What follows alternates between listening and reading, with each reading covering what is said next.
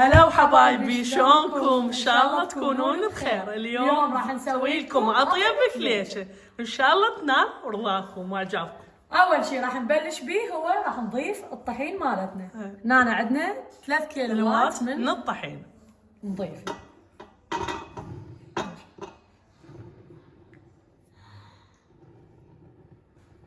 كلها هاي ضفنا هسه كميه الطحين كلها، وراها نضيف الدهن. وقفوا.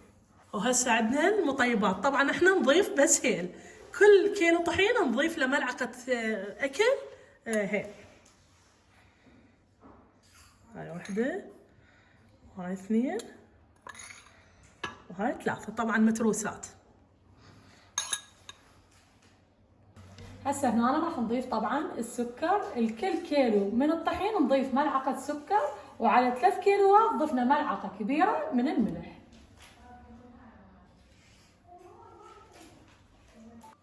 هاي طبعا حبايبي عندنا خليط من الزبده والدهن. الدهن الجامد همين، ما نستخدم دهن سائل، بس الجامد. والزبده همين لورباك مال الحلويات، الخط الاحمر ما نضيف المالحه. هاي عندنا هسه خليط. انا اسوي الخليط، كل كيلو طحين نضيف له كوبين من خليط الدهن والزبده. هسه راح نبدي نضيفهم. يعني هسه عندنا مقدار هنا 6 اكواب. هسه نضيف كل الكميه. لا تشوفوها هوايه، ترى هوايه عندنا طحين. 3 كيلوات يعني قصدها انه مو قليله.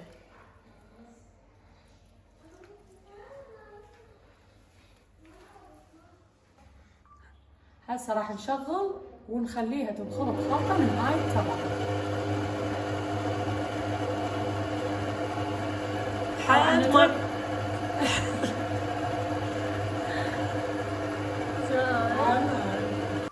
طبعا هسه راح نشغل عليها وراح نتركها تنخلط زين حتى تصير عندكم عجينه رمليه بالكامل. يعني كل حبات الطحين وياكم تنخلط ويا الزيت ولا مسحه. طبعا هسه راح نتركها تنخلط الى ان تنخلط كل حبات يعني الطحين مالتكم ويا الزبده والسمنه اللي ضفناها عليها، ويصير الخليط لازم يكون عندكم رملي بالكامل. يعني نتركها تقريبا 20 دقيقه بالخلاط حتى تنخلط كل الزين. هسه شوفوا هنا عندنا شويه طحين هنا، بعد نتركها الى ان نلاحظ بعد حبات الطحين اختفت نهائيا من الخليط مالتنا. من تشوفون شكلها هيك، يعني ترملت العجينه، يعني شلون امتزج كل الدهن مع الطحين، يعني كله صار سوا. من ترملت نضيف عليها البيكنج باودر. وعندنا كل كيلو طحين نحط له بيض. ابد ما راح تاثر على الطعم مالتها، مو عبالكم راح تصير بها زفره شيء، ابد ما راح تاثر. بس اول شيء نوقفها، راح اضيف عليها البيكنج باودر. هاي كل كيلو تقريبا، هو مو كل كيلو، يعني هن 3 راح اضيف عليهن كيسين من هذني، لان بعدين اذا ضفنا هوايه راح يخرب شكلها بالفرن، راح تبدي تنفش هوايه بالفرن وتروح كل الطبعات مالتها، فما راح نكثر بيكنج باودر ولا خميره نكثر. يعني تقريبا 3 ملاعق شاي تقريبا. تقريبا. وهذا البيض. هسه راح نضيف هنا 3 بيضات ونرجع مرة ثانية نطيها عجين.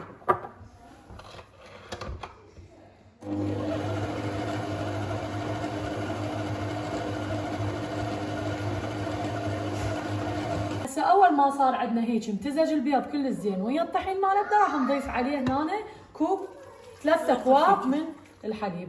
بس راح نضيف نص الكمية بالبداية ونخلطها، ونرجع نضيف النص الثاني مالتها. هنا وراح نتركها هسه تنخلط. لما تنخلط زين نرجع نضيف الكميه اللي بقت من الحليب مالها.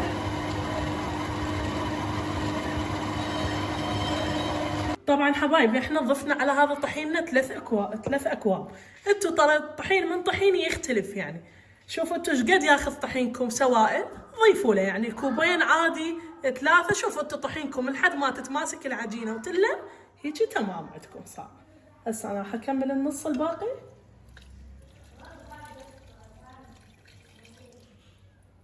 وهمين نطيها عجن.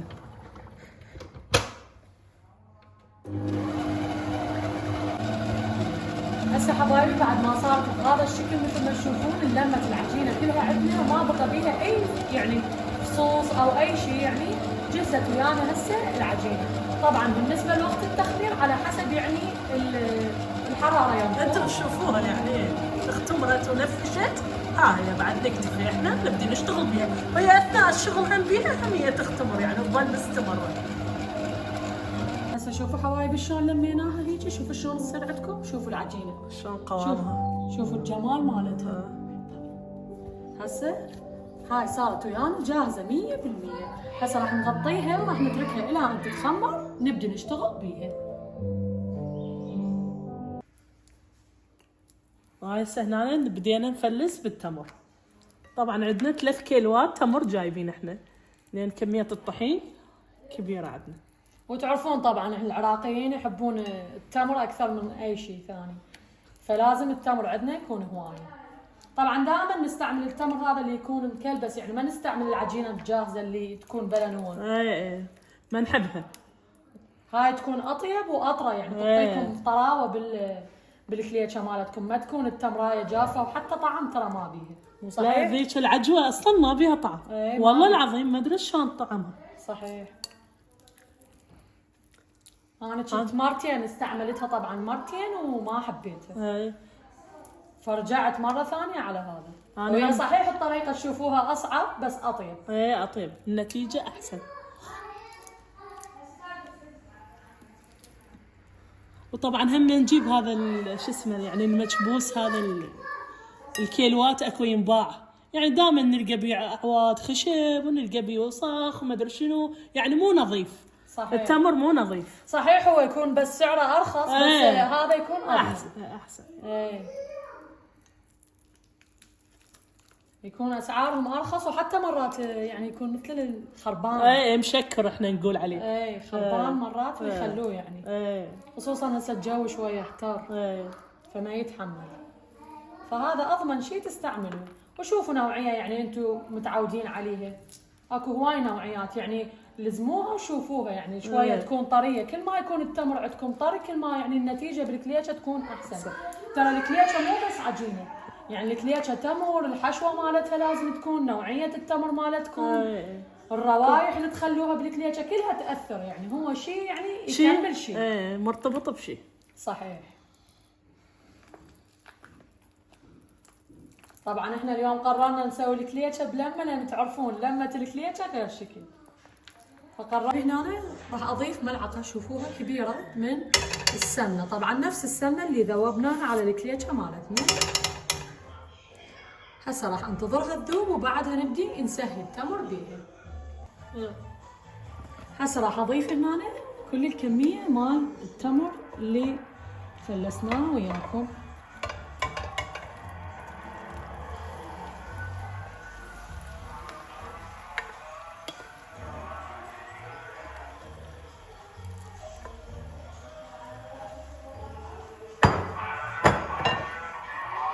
هسه هنا نبدي طبعا نعطيه تقليبه، بس حاولوا تكون النار مالتكم تكون النار هاديه مو كلش عاليه، حتى شنو ما يلشع عندكم ويصير بيه طعم حرق. لازم النار مالتكم تكون يعني هاديه حتى على كيفكم، شويه شويه يذوب وياكم التمر ويا ينخلط يعني ويا السمنه مالتكم، لان اذا عاليه التمر يعني شلون نقول احنا روحه عزيزه فبسرعه يلشع عندكم ويصير بيه طعم ما طيب. شوفوا بهالشكل هذا. حاولوا هم يعني ما تكثرون شوي سمنه، يعني كميه قليله. هسه احنا على 3 كيلوات ضفت اني ملعقه واحده، يعني بس مليانه تكون مو قليله. طبعا راح استمر هيك حتى يعني اخلطه كل الزين كله. باعوه هو مجرد ما شويه بس تلوح النار على طول راح يبلش وياكم يعني يطرى، يعني يكون الخلط مالته اسهل. شوفوا لي اياه. طبعا هم يعتمد على نوع التمر اللي تستعملوه، يعني كل ما تكون النوعيه عندكم احسن كل ما تكون يعني العجينه مال التمر وياكم اطرى. من الهيل هنا عندي تقريبا ملعقتين كبيره من الهيل مطحون، نضيفه عليه بهالشكل هذا ونرجع طبعا مره ثانيه نخلط به، بس يعني حتى ينخلط الهيل، ولا هو يعني صارت عندي العجينه يعني جاهزه. شوفوا شلون لينه، يعني ما شاء الله وكميتها خير وبركة.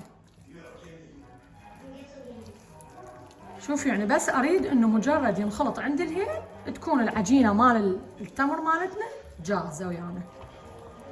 اذا مثل ما قلنا لكم اذا تريدون تحبون تضيفون مطيبات بعد، هاي على حسب رغبتكم انتم، تضيفون المطيبات اللي انتم تحبوها. احنا بصراحة البيت كله يعني عشاق الهيل، فنحاول دائما نضيف الهيل مالتنا.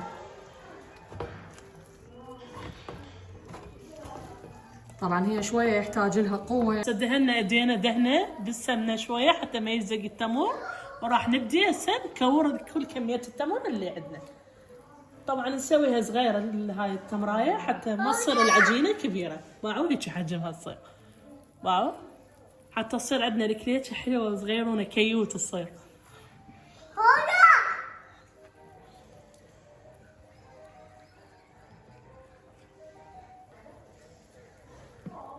هسه مستمرين احنا بالعمل، بدنا نكور لحد ما نكمل كل الكمية نخلصها.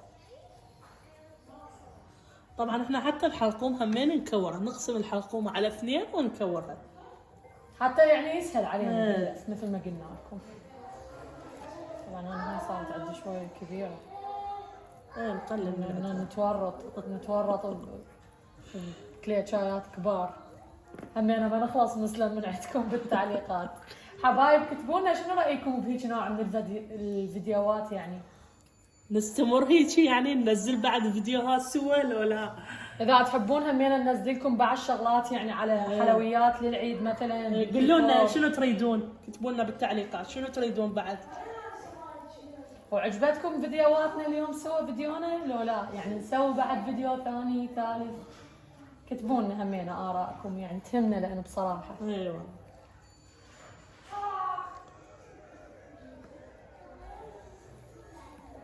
حس الزيت بده يروح قامت. ايه تلزق شوي.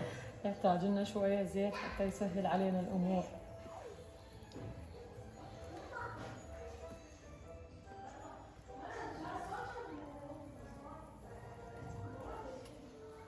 طبعا القعدة الحلوة ويا الناس الحلوة تسهل عليكم حتى الوقت ما تحسون به. ايه بسرعة يخلص. تمشي الساعات وانتم ما تحسون. يعني انا كل مرة اسوي الكليتشة وحدي ما احس يعني بصراحة الوقت والهوسة وهذا، يعني ما تعيشون اللحظات الحلوة ويا السوالف والهاي ويخلص عندكم الوقت. احس الساعة تصير ب1000 ساعة مو ساعة واحدة. صحيح واحد. هي هاي برمضان هي اللمة الحلوة برمضان. رمضان بغير لمة ما يسوى.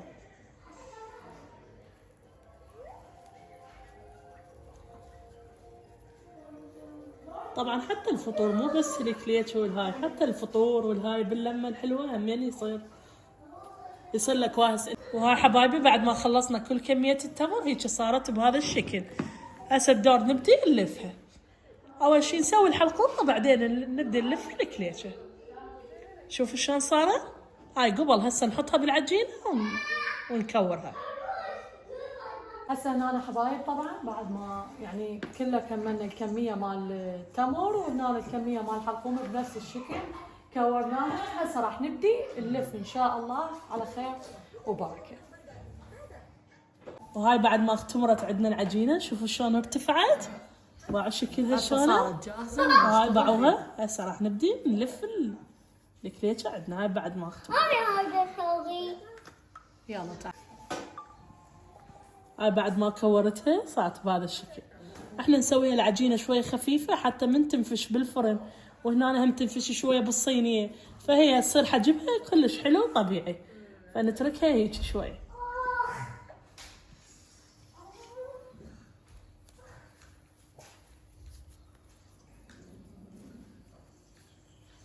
نفتحها بهذا الشكل يعني خفيفه، يعني نسويها نرققها كلش.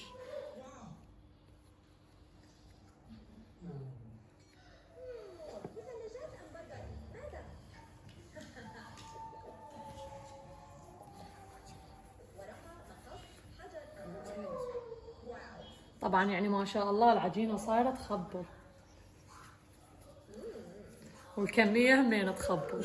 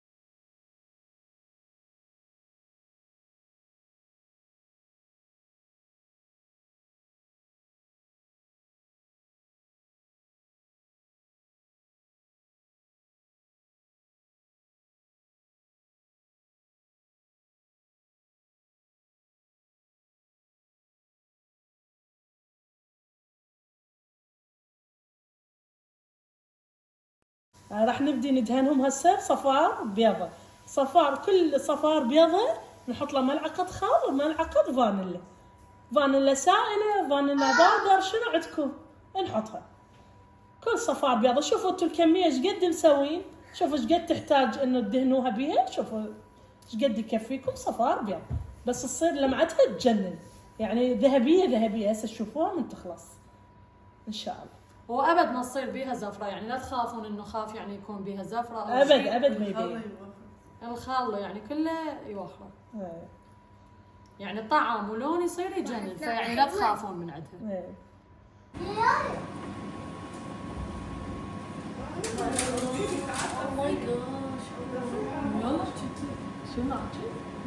وهسه وصلنا لنهاية فيديونا اليوم. أتمنى إنه اليوم الوصفة عجبتكم واستفاديتوا من عندنا ولو بشي بسيط.